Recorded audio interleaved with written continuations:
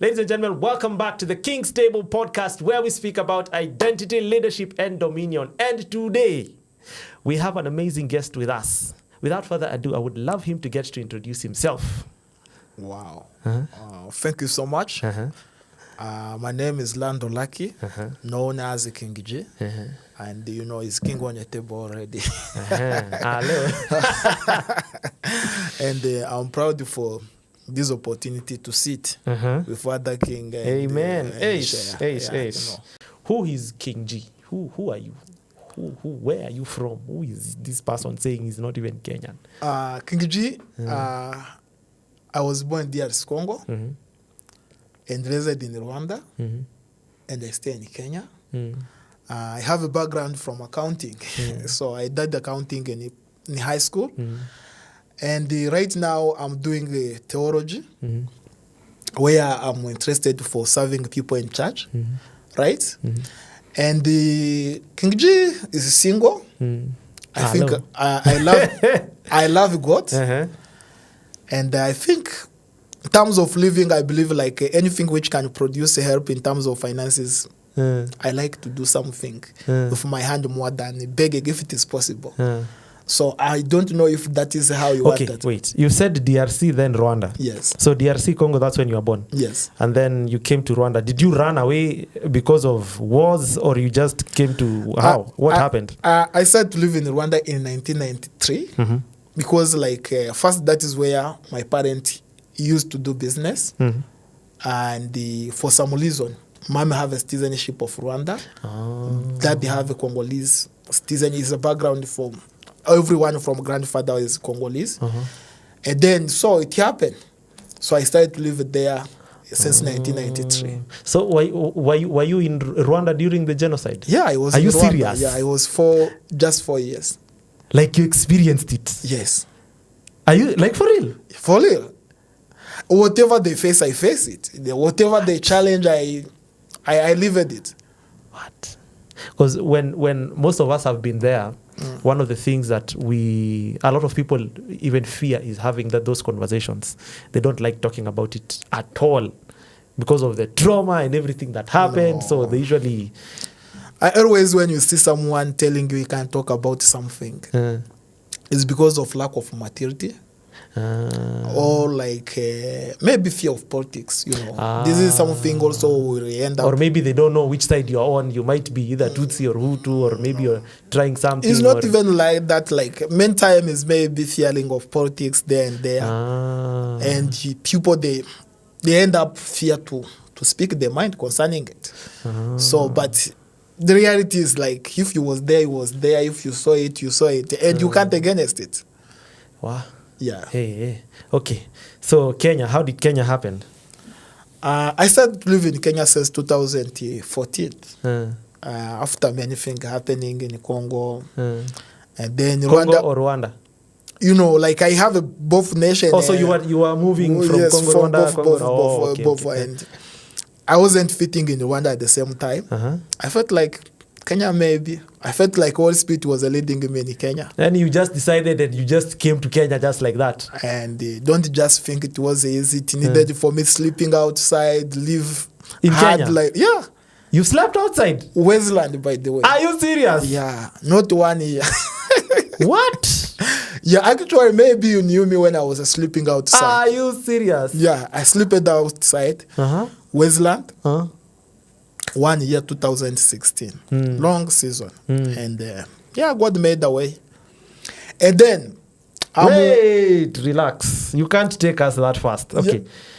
Step by step. You can't just say you are homeless and then you just skip on. Okay, so let's start from when you're in Kenya, 2016. You came to Kenya in 2014. Yes. And then you became homeless in 2016. So the whole of 2016, you were outside. You were sleeping outside. Yes. Tell me about that experience. You know, it was harsh. And show you how no one will care about you. Right? But we have a God. Right? And through it, I think I was asking many questions. I was born in a family where we know God, where they prophesy about your life. And I was like, the prophecy And the reality I'm facing is two things different. Mm. And then I was asking God, what is all this? And God told me, I want you to intercede for nation Mm. and support people who family street. Mm. So that is where Kingdom of Life on Abundance Ministry came from. For interceding for nation and reach out to the family on the street. And for me, I wasn't the right person to do so. Because already myself, I was a street young man. How that was supposed to work, how was it easy for me to make it is working. But God always, when he's telling you something, he help. So later, by the way, I was helped by a Muslim. Interesting story. Yeah, for real. I think you know Paki where it is. Yes. 100 which meters Paki? from Paki, there is a mosque. 100 meters going up. Yes, like Yayakiwe. If you are in Yayakiwe, there is a mosque. Like, if you use Yayakiwe, there is a mosque there. And I used to sleep opposite side of the mosque. There is a small place I've where... seen the mosque. Yes. Like this is a mosque. Then here there is a house called the Good Man. Yes, then here there is a place where water pass by. I used to sleep there. And it was a Sunday. Coming from the church. And just getting there, I'm like coming to sleep. It was lunchtime. I was very tired. Because I was serving Saturday. I think even Friday I was in Ikesha. Saturday I was serving. And then Sunday I was very tired on the point of death. I decided just to go to sleep anyway. And going there, I met a Muslim. And he told me he's looking for people for helping. And I said, why don't you consider to do favor for me? And he was telling me, you look so nice. So there's no way I would help someone who look like... I told him the truth is like, I'm the worst because I'm sleeping outside. This is the place I sleep. He helped me with small amount of money. That is how my life started. Wow.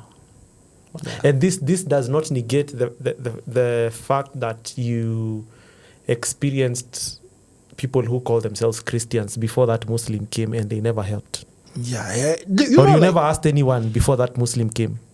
Did you experience? I asked, what are you talking about? I have been in church 2016 throughout, even though I was sleeping outside, but I was in church serving even different ministry. And you try to express yourself there, no one who is listening. No one cares. You and don't then this again Muslim comes out of nowhere. Yes, and help you. You reach the point you understand God. There's specific people it designed maybe to help you. It's not everyone. Did that make you ask yourself a lot of questions?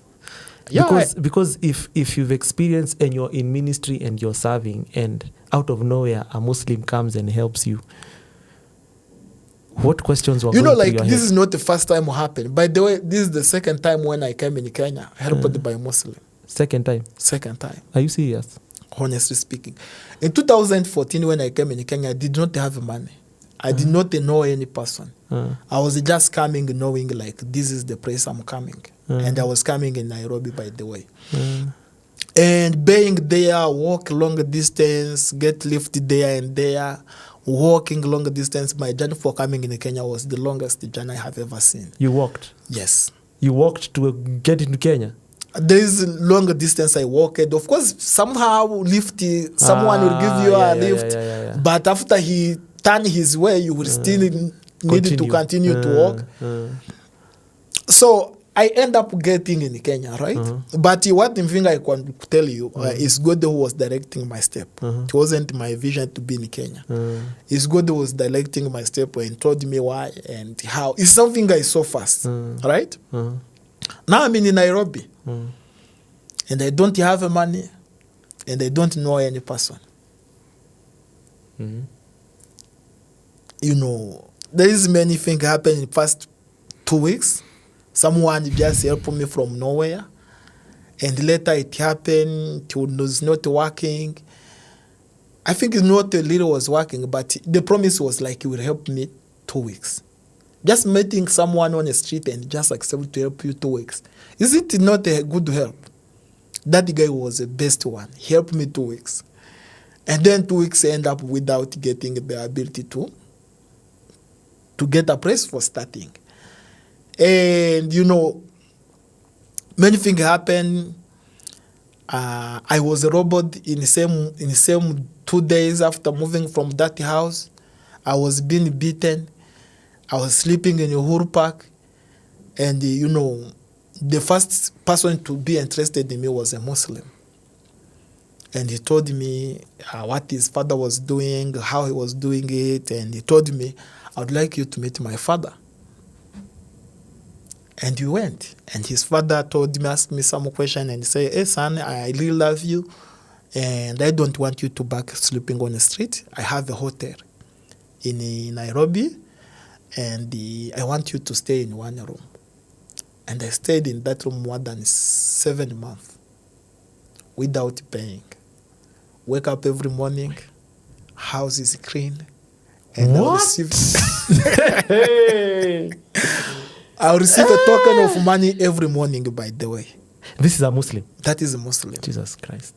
And I really appreciated that man even up to now. What? So, that is the point. That is the point.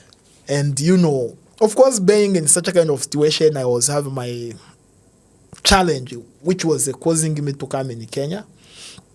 More about politics, more about such a kind of thing. So, later, that guy trusted me for small job. I was doing a job and stay in the hotel. Life was moving. But because of some kind of atmosphere of politics, that kind of challenge, that is how I moved from that place. But I tell you, no one who moved from that house. It's me personally who moved myself in that house because there was insecurity from my people who wanted also to do this and that, and it was very dangerous for me and for his business. I felt like I need to change this location. Okay, sure.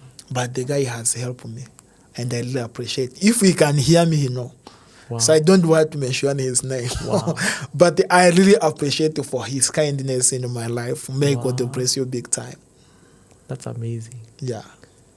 That's like, sometimes I usually ask God, why is it that the people that claim to worship you, the people that claim you are in them, are the last people that you get to experience? Because you're not the first person. There's another person that sat on this chair like last year, in the end of last year, called Peace. He also experienced such an experience such as you, but now for him, he ended up in a temple. It was so bad that he had to just go to, I think it's in Ngara. There's a huge temple. Yes. Yeah. Beautiful one. He went to that place and then he stayed there, I think for 3 years. Can you try to He do even that? transitioned to be a Hindu. Let me ask you, can you try to go to stay in the church 2 days? Why? No, you won't even be allowed.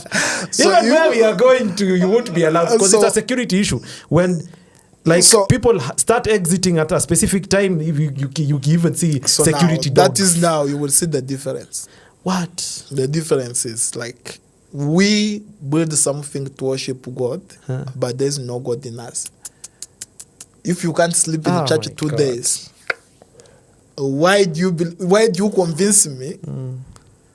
This house belongs to God. God is not sleeping in the entire church.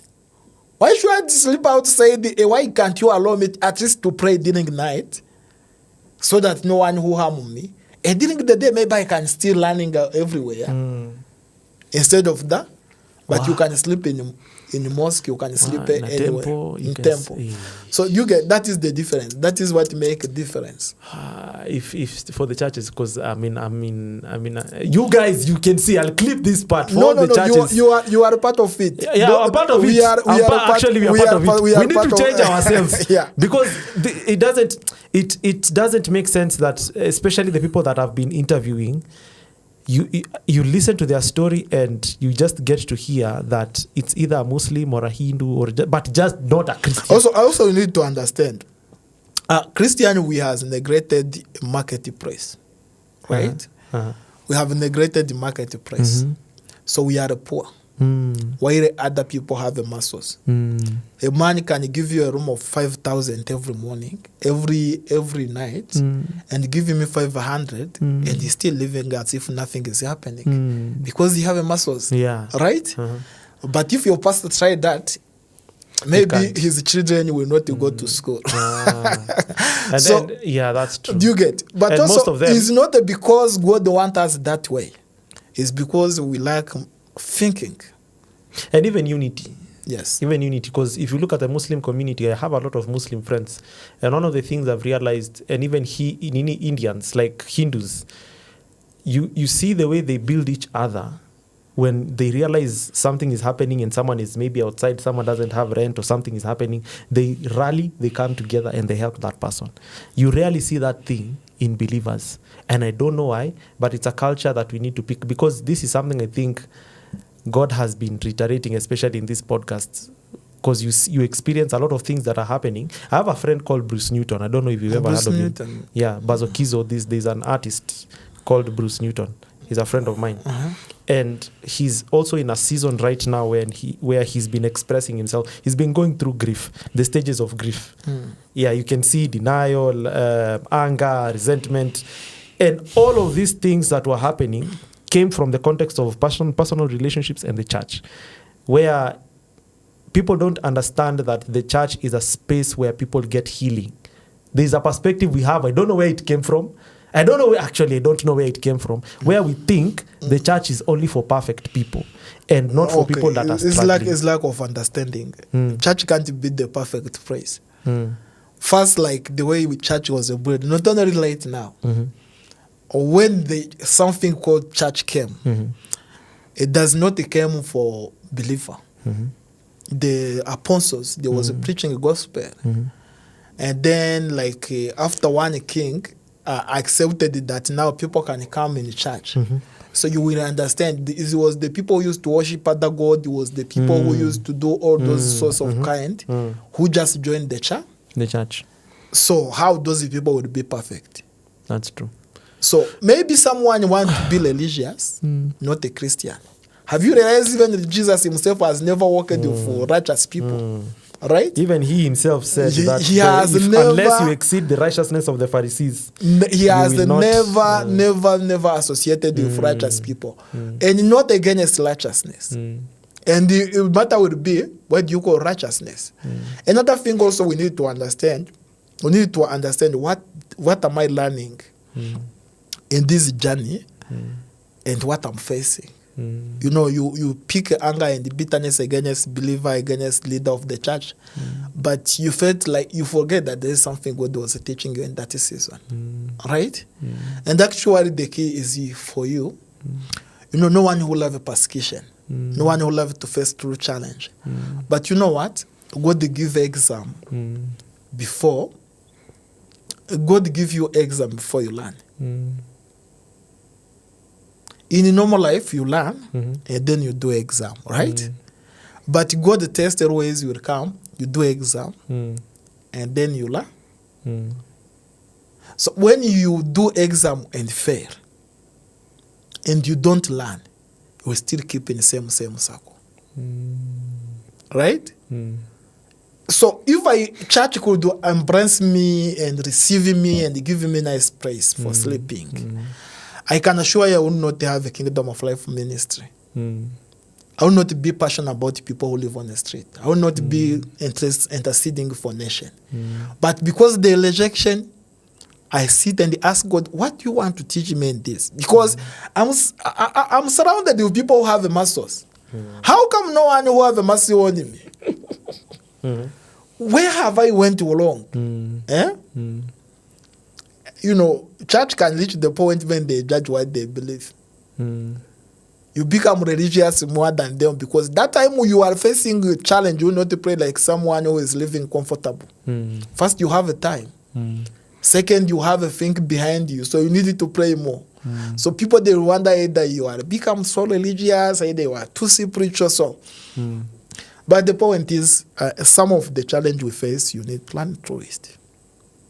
And once you win, you are winning side. Wow. Amazing. It's part of learning. Wow. So everything you see, you know, Christians, once they are facing challenge, many times they want to say, I destroy it in the name of Jesus, I move it in the name of Jesus, right? You don't know if it is not God not my portion. Yeah. You know, the thing sometimes you call it is not your portion, it was a part of the big vision God wanted to press in your life. To mature you. Yes? You know, the thing you are pushing around, I'm not saying you should embrace it. but be mature enough to ask God, what should I learn from this? Because this challenge came in your life and you cannot run away of it. This time trouble come and you just need to let it be. You don't even pray. You just become quiet because you don't understand what is happening.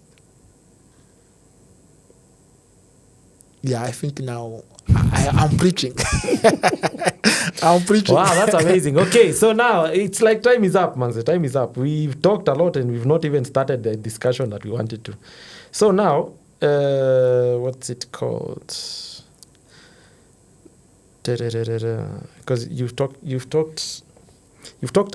touched on a lot on the message that you sent me. You've already talked about it. Not really. Yes, you have. We were supposed to speak about the relationship, and maybe we can put it next time. Yes, we can have it specifically. We focus on starting about it next time. Yes. But before that, I think you can speak about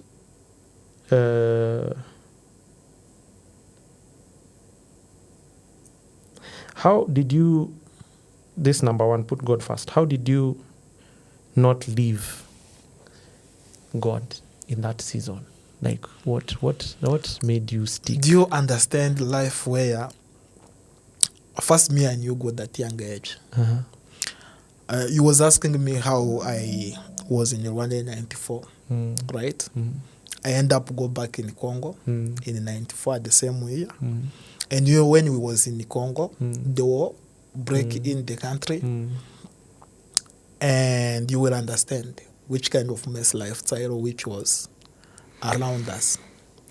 To die wasn't a mistake. Dying, when you are surrounded where people they are dying easily, it become like a normal life,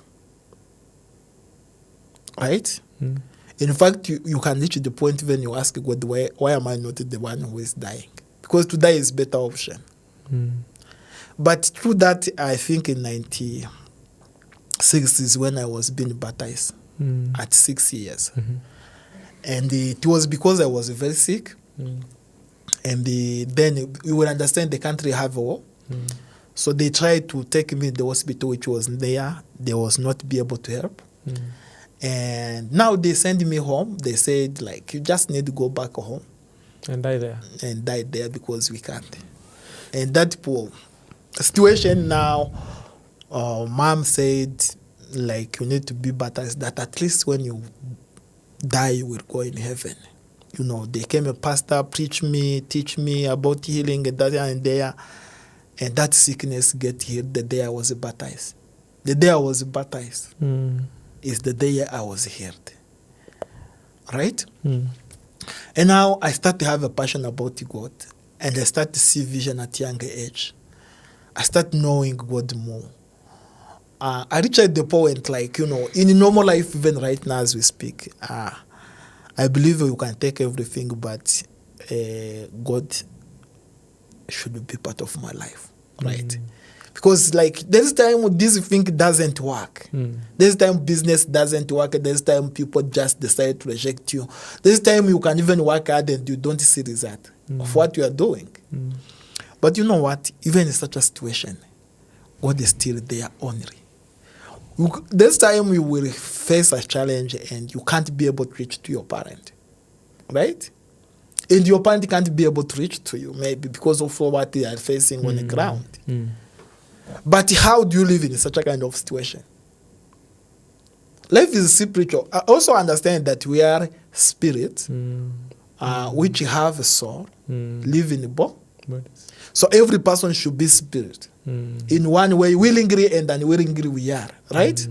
So if you can't connect with your maker, then there is a problem. Right? That is how in such a situation I was really concentrating. Like knowing that God, you are the only person I have. And if you let me, I'm nowhere but me. It doesn't matter how thing it is me, I still believe in you. And God has never, you know, it was just maybe fear, lack of power for seeing what God is doing. But God was there. Even up to now, He's still there. You get it? So, and that is what I would say. Wow. Wow, amazing. When we are speaking about put first God, just imagine when you are going to do something, when you are going to do broadcast, ask like, who am I going to praise? Making a great name, speak in wise way, the way you are gonna, like making people happy, or I'm there to praise God. That's what it means to put God first. When a good thing is happening to you, which first number do you call? Your mom? Your girlfriend? Oh God. So, if you call your girlfriend, then that is your God. If you call your mom, that is your God. But if it happen and you say, God, oh, I can see myself, and I say, oh, I can see where I am right now, and say, God, I thank you. Because for my own, I could not make it. So I see God by sitting here, right? So that is the kind of mindset of someone who put God first. And when you become that person, and I'm not saying I'm there, I'm still asking God to keep. Revealing Yes. yourself, yeah. Wow, thank you so much. Thank you so much. So sad that time is up, but this has been amazing. Yeah. There is an amazing insight. I'm looking forward to having more of these sessions, by the way, to get to hear about how you think and to also get to hear your story. You need to write. Have you written books? You need to write books, my friend. I write a book called The Grow in Wisdom. Because of lack of money, I failed to publish it.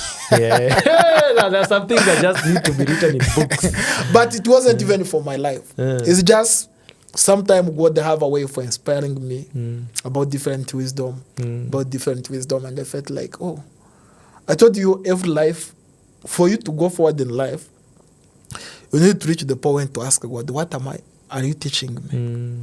And when He is teaching you that kind of thing, write it somewhere so that the same person doesn't go in the same pattern. Yeah. Right? That is the kind of wisdom I have in that book, Grow in Wisdom.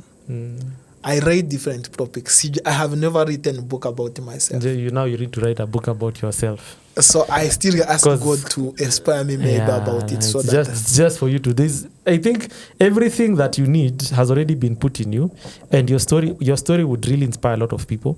I know. I would never, trust me, like all the times I have seen you all these years, I would never have thought that you slept outside for 1 year.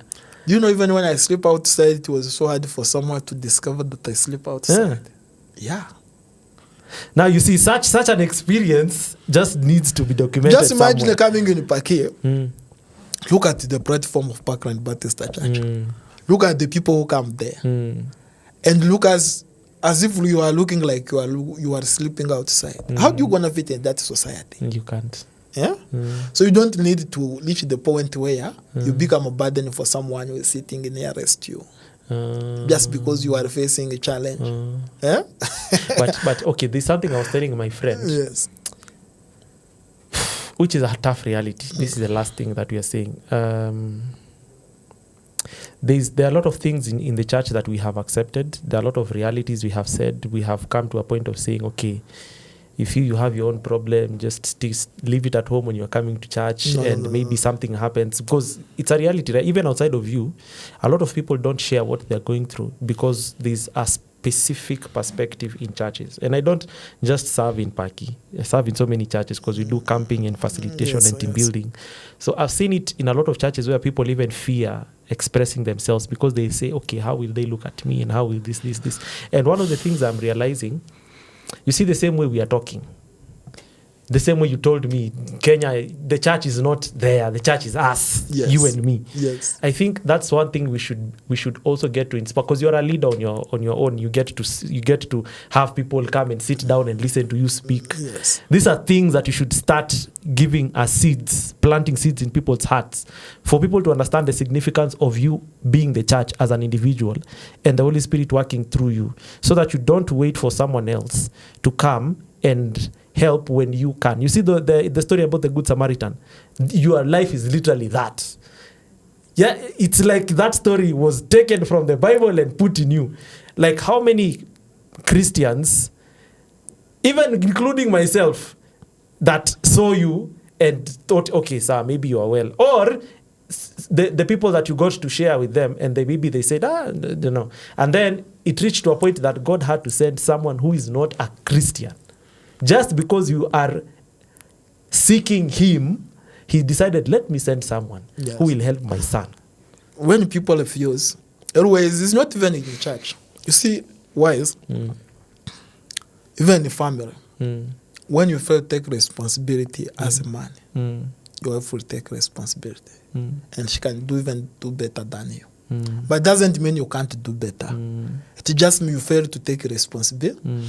You are speaking about the church, right? You are speaking about the church. Look at it in this way. Church is you and I. And the way Christian put the church, it felt like these people stay inside the church, and the other people stay in the marketplace. We are the people who are in the church, we are the people who are in the marketplace, right?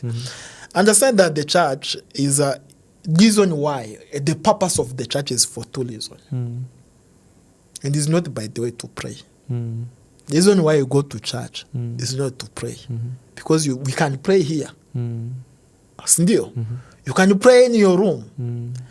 We go in church to build a family. Because God himself needs a family.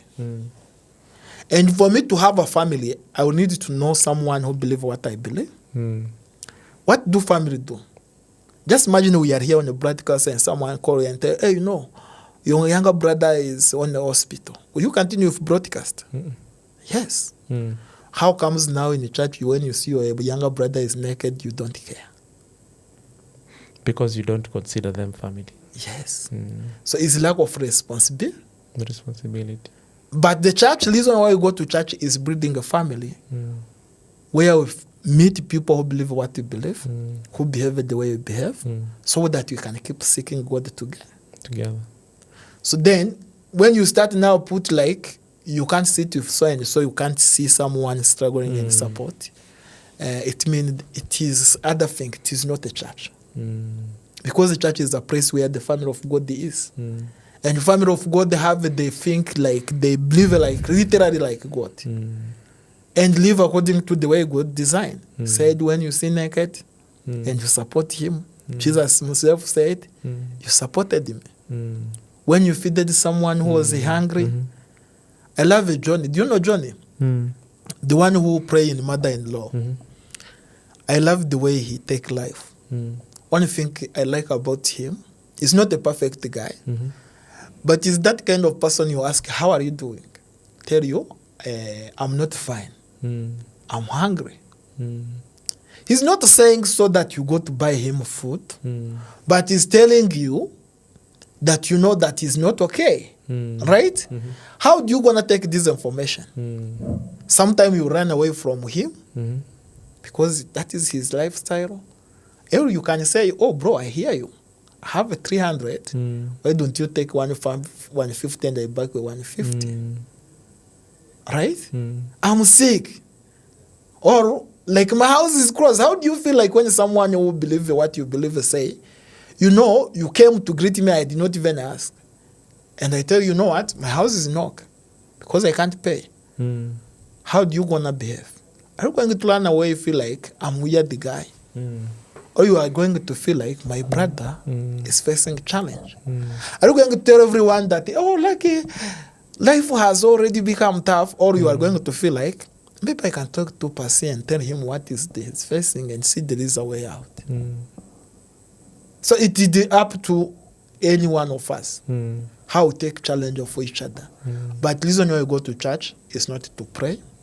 It's not to bow down. It's not to speak in tongues. We can still speak in tongues in our house. The people in Arab, they are speaking in tongues and don't want who preach it to them. Right? But what they are lacking is a family. Right? What we need is what? It's a family. So that is what we need. Wow. Amazing. All right, ladies and gentlemen, thank you so much for coming. I'm looking forward because we have to now focus on this topic. The next, I don't know how your next week, but we'll discuss. Yeah, so we had decided to have a session about relationships, but now because time is up, we have decided to end it here. So ladies and gentlemen, It's been an amazing session. I have been your host, Wise Kenya International. This is the King's Table, and you are with the one and only King Lucky. Yeah, ladies and gentlemen, be blessed. You are welcome.